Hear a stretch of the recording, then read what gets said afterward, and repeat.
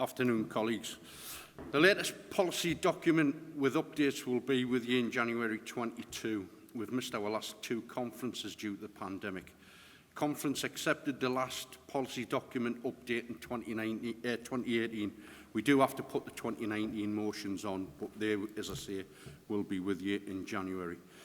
You will hear from the progress from the various Whitleys to date during an update from each individual NEC member on relevant Whitleys.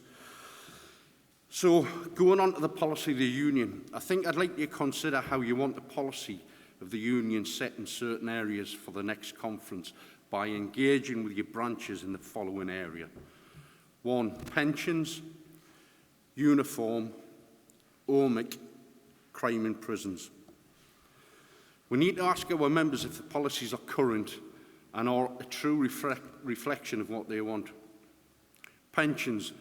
We have the 68 is too late campaign and political campaigns, but the following two policies are what we have on the books. So this was Conference Motion 89 of 2017.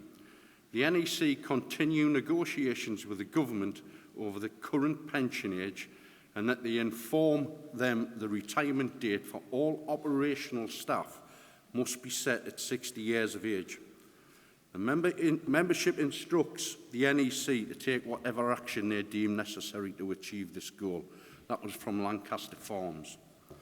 And then we have an earlier one, which was 68 of 15. Conference endorses the campaign to achieve a default pension age of 60.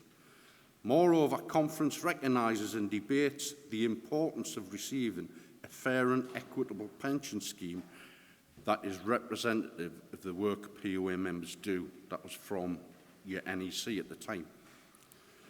Now, I'm going to take a different angle with you than the Deputy General Secretary did in his update. We need to know, do the younger members want 60 as a retirement age? We need to know, do the older members want a retirement age of 60? There's more and more people working beyond 60 because it suits them, whether that be a financial choice or a personal choice. But we need to be realistic with it. What policy are we going to set? Or do you simply not have a policy on retirement? It's up to Conference and you and your branch members to tell us. Uniform. So there's two uniform motions, which 28 of 18, that Conference instruct the NEC to enter into dialogue with the employers to ensure all operational governors managers wear uniform whilst on duty to ensure they are identified as operational staff. That was from Portland. We had 26 of 16, that the NEC opened talks with NOMS into providing operational grades with a uniform which is fit for purpose and is suitable for the operating environment in which they work, which came from Bullingdon. There were motions that fell at last year's 2019's conference regarding soft uniform. So you won't see those obviously appear on the policy update because they've fallen. Those fallen motions were all about keeping the traditional black and white uniform. Now, there are a lot of sites that have different local positions, and some have different colour polo shirts for different grades. Some have different polo shirts depending on the area that you work. Should we all wear the same uniform or not? Conference determined that we should. HMPPS are trialling a white polo T-shirt. Would this be something that you'd like expanding?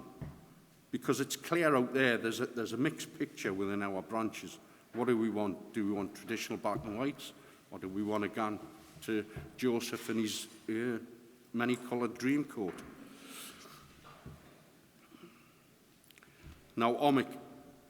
Currently, we've got no policy on the books regarding OMIC. The NEC at the time took a listening brief from the onset of OMIC. As in the first stages, we saw a much needed boost to Band 3 prison officers. We could never oppose that.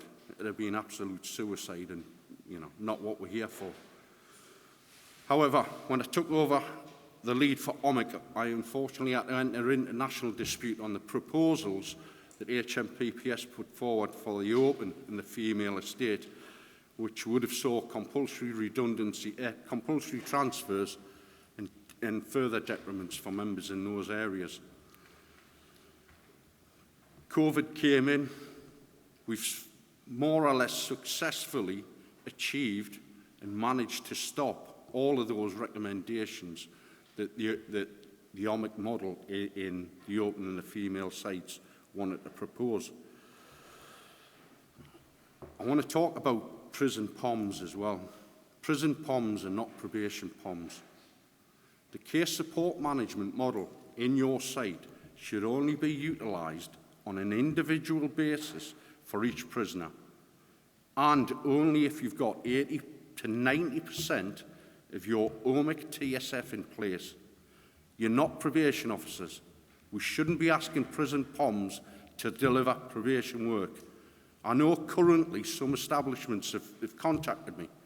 We're not just merely having a probation officer sign it off, because effectively then you could be managing a high-risk case.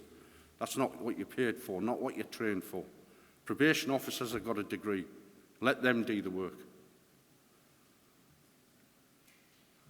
Finally, I'd like to talk about the Crime in Prisons Agreement, particularly around assaults. The safety data doesn't make good reading. HMPPS will put their spin on it to say the figures are coming down. Yes, the latest quarter did show that in some areas, but look at where it's coming down from. It's absolutely disgraceful that in a prison, a prisoner can assault us at will. So the Crime in Prisons Act was brought in to be able to deal and sort of help reduce assaults in our prisons. It hasn't done it. It hasn't done it. Unfortunately, the Crime in Prisons Agreement is not delivering the success it should be. Whether that be the fault of local management not opening and remanding adjudications and then reporting to the police for a better outcome, they're simply opening and dealing with the adjudication. That's not what the Crime in Prisons referral tells them to do. If they do that, then we've lost any access to the police because of that agreement. So if you've got governors dealing with assaults before they've gone to the Crime in Prisons clinic, get it stopped. Get it stopped. And other police are the same as us, struggling for resources. But there is resource in the police for crime in prisons, and crime in prisons should have a clinic. I know that some are on an area basis, but each establishment should have its crime in prisons clinic. You need to get down and you need to be asking the police, why haven't you secured the evidence for a prosecution? Because that's another area where it's fallen down. And then finally, our old friend, the CPS, just not interested. A prison officer can be assaulted in work. It's part of the job. Colleagues, it's not. We need to get a grip of this. Sarah Rigby and I went to a crime in prisons meeting which was held earlier this month. Throughout other meetings, we've tried to tease out from HMPPS, tell us how many referrals you've had since the inception of the Crime in Prisons Agreement versus successful prosecutions. We tried and we tried and we tried. Nobody was willing to answer it. Nobody was willing to answer it. Crime in Prison started in 2017, was updated in 2019. Needs to be updated again following the Assault on the Emergency Workers Bill. We eventually managed to tease out of an MOJ colleague, and I feel for the fella, I do, because he informed us how many successful prosecutions there'd been. And the faces on HMPPS colleagues was a behold to see. From 20,000 referrals, colleagues, 130 successful prosecutions. Shame on them. Absolute shame on them. It's disgusting. So following the meeting, I tabled a parliamentary question on your behalf where the prisons ministers responded that, funnily enough, the MOJ do not hold this information. There's much work to challenge in this awful reality, colleagues. I do have to thank Richard Vince. He's in the process, of arranging a meeting with the most senior crime police colleague who manages the Crime and Prisons Referral Agreement.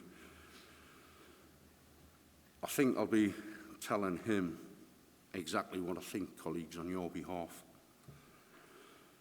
One last plea, please, colleagues, get into the local crime clinics, find out what's going on in your areas. We need to make this a public political campaign if there's no movement in it.